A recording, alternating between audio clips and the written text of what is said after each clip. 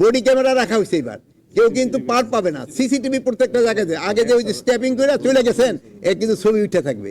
আর plus ওই জায়গায় drone থাকতেছে, প্লাস এই যে বডি ক্যামগুলো ওটার সাথে সাথে কিন্তু তার আপনার ইনফরমেশন সেন্টারে চলে যেতেছে যে কোথাও কোনো গন্ডগোলে সাথে সাথে কে করলো হয়ে পেয়ে যাবে এবং তার ধরে। এবার আপনার ডগ স্কোয়াডও রাখা হচ্ছে।